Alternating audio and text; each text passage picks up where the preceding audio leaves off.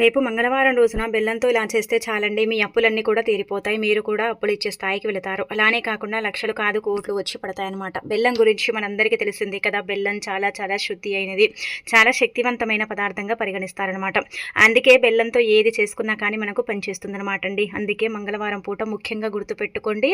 అప్పులు అధికంగా ఉన్నాయని బాధపడేవారు, అప్పుల కూపిలో పడిపోయి చాలా వరకు కూడా ఇబ్బంది పడుతూ ఉంటారు కదా. అప్పు ఏంటంటే కొంతమందికి తీరుతుంది, కొంతమందికి అసలు అప్పు తీరనే తీరదు. మనం ఏంటంటే సంపాదించింది సరిపోకను మనకేదో ఒక రకంగా మనం అప్పు చేస్తూ ఉంటాం, కానీ అది తీర్చుకోవటానికి ఎంత ఇబ్బంది పడతామో అది అనుభవించే వాళ్ళకి అర్థమవుతుంది కదండి. అయితే మీరు ఏంటంటే గుర్తుపెట్టుకోండి, రేపు మంగళవారం పూట ఇప్పుడు చెప్పే విధంగా ఈ చిన్న పరిహారం చేసుకోండి. తప్పకుండా ఏంటంటే ఫలితం ఉంటుందన్నమాట. అప్పు తీరుతుంది, అనేక రకాల సమస్యల నుంచి కూడా మీరు బయటపడతారు, ఆర్థికంగా కూడా మీకు బాగా కలిసి వస్తుందన్నమాట. ఈ చిన్న పరిహారం మీ జీవితాన్ని మార్చేస్తుందని చెప్పొచ్చు. నమ్మకం అనేది చాలా ఇంపార్టెంట్ కాబట్టి ఎంత నమ్మకంతో చేసుకుంటే అంత మంచి ఫలితం అయితే వస్తుందండి. అందుకే మంగళవారం పూట ఖచ్చితంగా ఈ బెల్లం పరిహారం అనేది పాటించండి. బెల్లం ఏంటంటే దైవానికి అంకితం చేయబడుతుందండి. మనం ఏదైనా పదార్థము అంటే ఏదైనా నైవేద్యం కానీ ఏదైనా చేసి మనం భగవంతుడికి పెడితే అది నివేదన అవుతుందో లేదో తెలియదు, కానీ మనం బెల్లాన్ని ఏంటంటే గనక నివేదన చేస్తే అంటే ప్రసాదంగా నివేదన చేస్తే ఖచ్చితంగా బెల్లం ఏంటంటే గనక భగవంతుడు స్వీకరిస్తాడని పురాణ గ్రంథాల్లో కూడా చెప్పబడుతుందన్నమాట. అందుకే బెల్లానికి చాలా ప్రాధాన్యత ఇవ్వబడుతుంది. కాబట్టి బెల్లంతో చేసుకునే పరిహారాలన్నీ కూడా భగవంతుడి యొక్క అనుగ్రహాన్ని కలిగించుకొని మనకు పరిహారం అనేది పనిచేసేలాగా చేస్తాయి అన్నమాట. అందుకే బెల్లానికి అతీత శక్తి ఉంటుందని మనకు పురాణ గ్రంథాల్లో కూడా చెప్పబడుతుంది. ఒక బెల్లం ఏంటంటే మన అప్పుని తీర్చడమే కాదు, అనేక రకాల సమస్యల నుంచి కూడా మనకు ఏంటంటే కనుక బయటపడేసేలాగా చేయడానికి ఉపయోగపడుతుందన్నమాట. ఈ పరిహారాన్ని ఎలా చేయాలో తెలుసుకునే ముందు ఒక చిన్న రిక్వెస్ట్ అండి, వీడియోని పూర్తిగా చూడండి, నచ్చితే లైక్ చేయండి, కొత్తగా చూస్తున్నట్టయితే సబ్స్క్రైబ్ చేసుకోండి. అయితే రేపు మంగళవారం రోజున కొన్ని నియమాలు తప్పక ఆచరించండి. అయితే అప్పులు ఉన్న వాళ్ళు ఏంటంటే కనుక ఎర్రటి వస్త్రాలు ధరించకండి. ఎరుపు చెడుకు సంకేతం కాబట్టి అప్పు అనేది పెరుగుతుంది. కాబట్టి మీరేంటంటే కనుక గుర్తుపెట్టుకోండి, ఎర్రటి దుస్తువులు ధరించకండి. ఒకవేళ మీ ఇంట్లో బెల్లం లేకపోతే మంగళవారం పూట బెల్లం కొని తెచ్చుకోండి, మంచి జరుగుతుందన్నమాట. ఇలా బెల్లం కొని తెచ్చుకున్న తర్వాత ఇప్పుడు విధంగా అంటే మనం చెబుతున్నాం కదా, ఆ పరిహారం చేయండి. అయితే మంగళవారం ఇంట్లో ఏంటంటే కనుక ఎర్రపప్పు టమాటాల కూరని వండి తినకూడదు. దానివల్ల కూడా ఏంటంటే అప్పు పెరుగుతుంది, అప్పుల కూబిలో పడిపోతాము, ఇంకా అప్పులో ఏంటంటే కనుక మనము కూడుకుపోతామని చెప్పొచ్చు. అందుకే మన పెద్దవారు మన పూర్వీకులు కూడా మంగళవారం పూట ఎర్రటి పదార్థాలు తినటం కానీ కొయ్యటం కానీ వండటం కానీ చేసేవారు కాదనమాట. ఎర్రటి దుస్తులని కూడా ధరించేవారు కాదు. మంగళవారం ఏంటంటే కనుక అప్పు ఇవ్వండి, కానీ రూపాయి కూడా ఏంటంటే కనుక మనం తీసుకోకూడదు. మీరు రూపాయి ఇచ్చినా అంతకంత ఇస్తూ ఉంటారు, కానీ తీసుకుంటే మాత్రం ఖచ్చితంగా అండి జీవితాంతం తీసుకుంటూ ఉంటారనమాట. అందుకే మంగళవారం అసలు కూడా అప్పు తీసుకోకండి. ఎమర్జెన్సీ అయినా కానీ తీసుకోకండి, అసలు అప్పు జోలికే వెళ్ళకండి. ఇక ఆ తర్వాత ఏంటంటే కనుక మంగళవారం అండి ముఖ్యంగా ఏంటంటే కనుక ఇలా అప్పు చేయకూడదనమాట. ఇలా చిన్న చిన్న నియమాలు ఉన్నాయండి, అవి ఆచరిస్తే చాలా మంచిది. కాబట్టి అవి పాటించడం వల్ల మనకు మంచి జరగడంతో పాటు చాలా అద్భుతమైన ఫలితాలు కూడా ఉంటాయన్నమాట. దైవానుగ్రహం కలగాలన్నా, సకల శుభాలు చేకూరాలన్నా బెల్లం పరిహారం ఖచ్చితంగా చేయాలన్నమాట. బెల్లంతో అనేక రకాల పరిహారాలు చేస్తారు, కానీ ఈ పరిహారం ద్వారా ఏంటంటే అప్పు తీరుతుంది. మనం ఏంటంటే ఎప్పుడైనా సరేనండి అప్పు పెరిగినప్పుడు వడ్డీల మీద వడ్డీలు కట్టి మనం అలసిపోయినప్పుడు ఏదైనా పరిహారం ఉంటే బాగుండు చేసేసుకుని ఫలితాన్ని పొందే వాళ్ళం అనుకుంటారు కదా, అలాంటి వాళ్లకు చక్కగా పనిచేస్తుందన్నమాట. అందుకే ఇక్కడ చూయించే విధంగా ఒక్క గడ్డ బెల్లం ఇంత సైజులో ఉండేది, అంటే కొంచెం పెద్దగా నిమ్మకాయ సైజు అంత బెల్లాన్ని తీసుకోండి. ఇక్కడ చూయించే విధంగా ఇలా ఉంటే ఇలా తీసుకోండి, లేదంటే కనుక నార్మల్గా గడ్డగా ఉంటుంది కదా చిన్న గడ్డ బెల్లము, అదన్నా పర్వాలేదు, అది కూడా తీసుకోవచ్చు. ఇంట్లోదే తీసుకోండి. దీనికోసం ఏంటంటే కనుక ప్రత్యేకించి ఏం తెచ్చుకోకండి. అలా తెచ్చుకోకుండా ఏంటంటే ఇంట్లోదే తీసేసుకొని మీరు ఏం చేయండి అంటే కనుక ఎక్కడైతే వేప చెట్టు ఉంటుందో, అయితే మంగళవారం పూట వేప చెట్టు దగ్గర బెల్లం పడేయాలన్నమాట. ఏ విధంగా పడేయాలనేది ఇప్పుడు మనం తెలుసుకుందామండి. మంగళవారం పూట ఏం చేయండి అంటే కనుక చిన్న నిమ్మకాయ సైజులో ఉండే అంత బెల్లం తీసుకొని మీరు అంటే ఒంటి స్నానం కానీ తల స్నానం కానీ మీ ఇష్టానికి తగ్గట్టుగా మీరు ఏదైనా చేయొచ్చు. చేసిన తర్వాత ఏంటంటే వేప చెట్టు దగ్గరికి వెళ్ళండి. వేప చెట్టు దేవతా వృక్షంగా పరిగణిస్తారు. వేప చెట్టు అతీత శక్తివంతమైనది. వేప చెట్టు ఏంటంటే కనుక ముఖ్యంగా చెప్పాలంటే వేప చెట్ల దగ్గరే కులదేవతలు, గ్రామ దేవతలు ఏంటంటే కనుక కొలువు తీరుతూ ఉంటారు. వేప చెట్టు ఒక పచ్చని వృక్షమే, కానీ వేప చెట్టులో అతీత శక్తులు దాగుంటాయి. వేప చెట్టు ఎప్పుడు కూడా మానవుడికి ఆక్సిజన్ ఇస్తుంది, అలానే కాకుండా ఏంటంటే కనుక నీడనిస్తుంది. వేప చెట్టు మానవుడికి ఆరోగ్యాన్ని ఇస్తుంది, అనారోగ్యాన్ని కూడా దూరం చేస్తుంది. ఒక రకంగా ప్రకృతి అనుగ్రహాన్ని కలిగిస్తుంది, దైవానుగ్రహాన్ని కూడా వేప చెట్టు కలిగిస్తుంది చెప్పాలంటే నిజంగా. కాబట్టి వేప చెట్టుకు అతీత శక్తి ఉంటుంది. వేప చెట్టు చాలా పవర్ని కలిగి ఉంటుంది. కాబట్టి బెల్లం తీసుకొని వేప చెట్టు దగ్గరికి వెళ్ళండి. అక్కడికి వెళ్ళిన తర్వాత ముందుగా మీరు ఏం చేయండి అంటే కనుక ఈ బెల్లాన్ని కొంచెం పక్కన పెట్టేసి వేప చెట్టుని 3 సార్లు మీ అరిచేతులతో తాకండి. అంటే తాకండి, 2 చేతులతో చక్కగా ఏంటంటే కనుక పట్టుకోండి, తాకండి. ఒక 11 ప్రదక్షిణలు కూడా చెయ్యండి, లేదంటే 3 చెయ్యండి. ఇలా ఏంటంటే కనుక నమస్కారం కూడా చేసుకోండి. ఎందుకండి మన అవసరం కోసం కదా మనం పరిహారం చేస్తున్నాం. కావున తాకటం వల్ల, నమస్కారం చేయటం వల్ల, అలానే కాకుండా ఇంకొకటి ఏంటంటే ఇక్కడ గుర్తుపెట్టుకోండి, మీరు తీసుకెళ్ళిన బెల్లం అంటే మీరేంటంటే కనుక కాసేపు అక్కడ కూర్చొని మీ యొక్క అప్పుల బాధలన్నీ కూడా వేప చెట్టుకు చెప్పొచ్చు. అంటే వేప చెట్టు వింటుందా అండి అని మీరు అనుకోవచ్చు. దేవతా వృక్షం కాబట్టి వేప చెట్టు ఖచ్చితంగా అండి మనం చెప్పేవన్నీ కూడా అది గ్రహించుకుంటుందన్నమాట. అంటే మనం చెప్పే ప్రతిదీ కూడా మనకేంటంటే కనుక అంటే మన యొక్క సమస్యను తీరుస్తుంది. మనం తీసుకెళ్ళిన బెల్లాన్ని చేతిలో పట్టుకొని మన సమస్యను, అప్పుని చెప్పుకొని ఆ తర్వాత తల చుట్టూ 21 సార్లు తిప్పి ఆ బెల్లాన్ని వేప చెట్టు దగ్గర పడేసి వెనక్కి తిరిగి చూడకుండా వచ్చేస్తే సరిపోతుంది. అక్కడ వేసిన తర్వాత ఆ బెల్లాన్ని ఏంటంటే కనుక క్రిమి కీటకాలతో పాటు అక్కడ ఉండే మూగజీవాలు ఏవైనా సరే అవి తీసేసుకుంటాయి అనమాట. చీమలు అయితే ఖచ్చితంగా వాటిని తీపి పదార్థం కాబట్టి తీసేసుకుంటాయి. అయితే శాస్త్రాల్లో ఏం చెప్పబడుతుందంటే కనుక ఎవరైతే మూగజీవాలకు ఆహారం పెడతారో ఈ చీమలు కావచ్చు, ఇంకా క్రిమి కీటకాలు ఇవన్నీ కూడా ఉంటాయి కదా, అవేంటంటే ఒక రకంగా మనకు హాని ఏం కలిగించవు. వాటి వల్ల మనకి ఏంటంటే కనుక ఇబ్బంది కూడా ఉండదు. వాటికి ఏంటంటే మనం ఆహారం పెడితే మన అప్పుని అవి తీరుస్తాయి.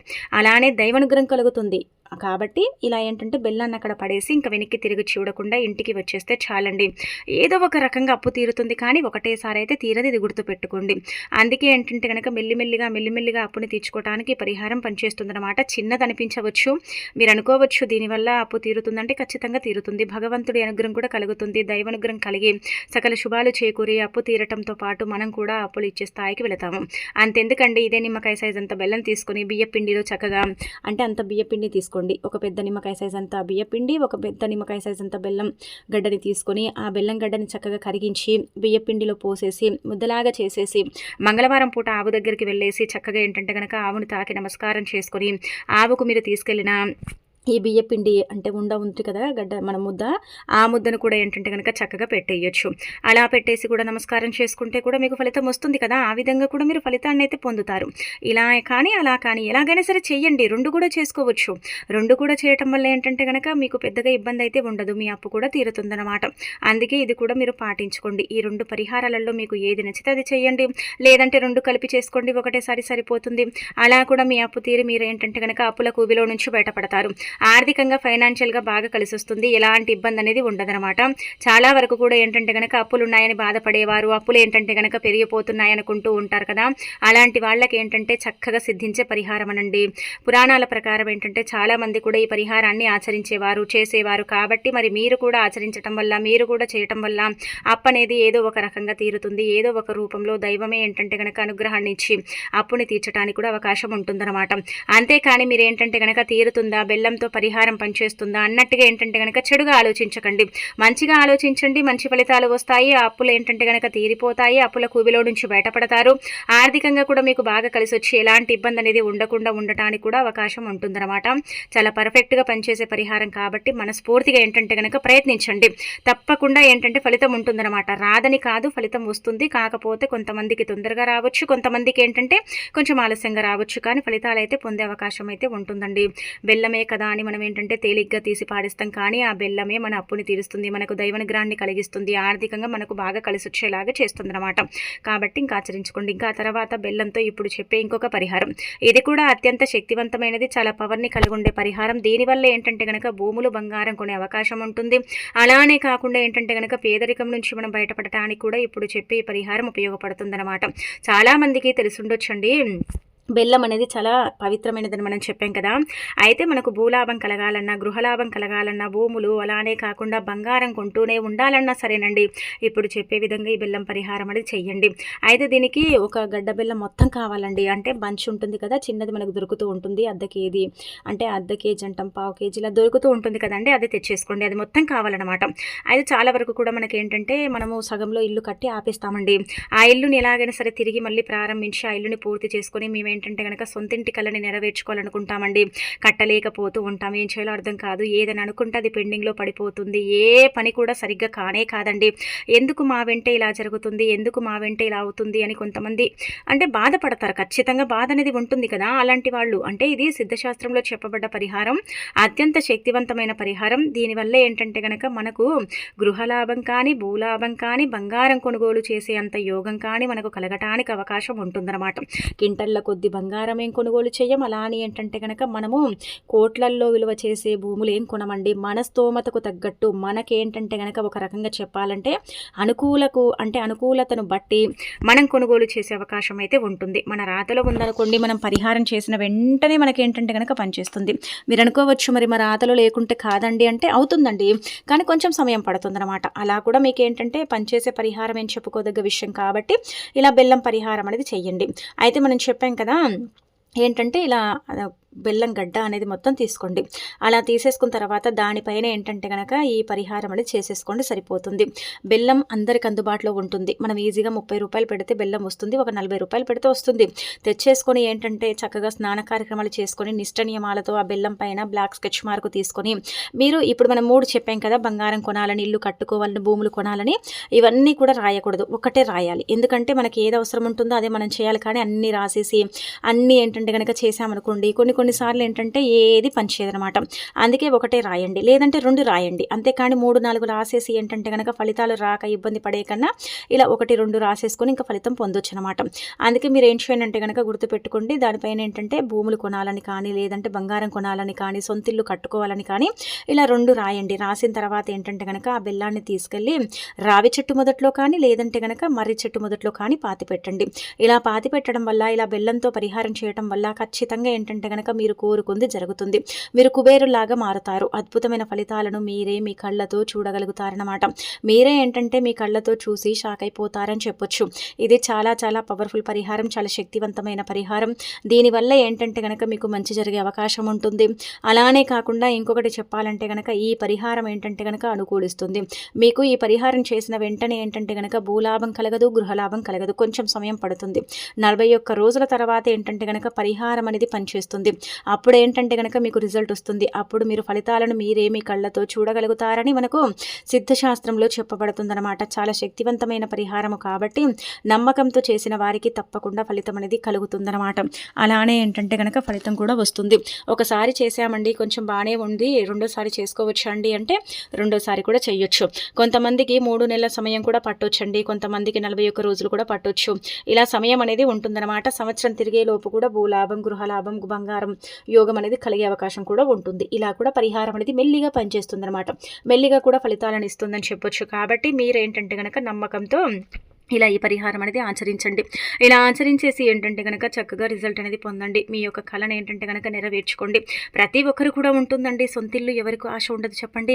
ప్రతి ఒక్కరికైనా సరే మన జీవితంలో ఒక్కసారైనా సరే సొంతిల్లు కట్టుకోవాలి, భూమి అయినా సరే కొనాలి అంటే కొంతమందికి అదేంటంటే కనుక కళలాగే ఉండిపోతుంది కదా. అలా కాకుండా ఏంటంటే కనుక కళను నెరవేర్చుకోవటానికి పరిహారాలు ఇలా మనకు శాస్త్రాల్లో చెప్పబడ్డవి అనమాట. కాబట్టి ఇంకా ఆచరించుకోండి.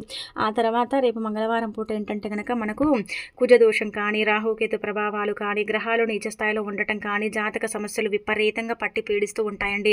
జాతక సమస్యల వల్ల మనం చాలా సఫర్ అయిపోతూ ఉంటాం. ఏం చేయాలో అర్థం కాదు. జాతకం ఏంటంటే సరిగ్గా ఉండదు, ఇబ్బందికరంగా ఉంటుంది, బాధకరంగా ఉంటుంది. ఎప్పుడు చూసినా కానీ ఏదో ఒక రకంగా సమస్య వస్తుంది. జాతక పరిశీలన చేయించుకున్నప్పటికీ కూడా మనం ఏంటంటే కనుక రాళ్ళు, రత్నాలు ఇలాంటివి ధరించలేం కదా. ఎందుకంటే అంత ధరించేంత స్తోమత కూడా ఉండదు. అవి చాలా కాస్ట్లీ ఉంటాయి కాబట్టి వాటిని పెట్టలేము, కొనలేము, వాటిని ఏంటంటే కనుక ఏమి చేయలేము. అందుకే మీరు ఏంటంటే ఇప్పుడు చెప్పే పరిహారం చేయండి. ఇది కూడా చక్కగా పనిచేస్తుంది అనమాట. ఏమీ లేదండి, ఏం చేయండి అంటే కనుక గుర్తుపెట్టుకోండి, మీరు ముఖ్యంగా మంగళవారం రోజు అంటే మంగళవారం రోజున ఈ పరిహారం ఏంటంటే కనుక మీకు అనుకూలిస్తుంది.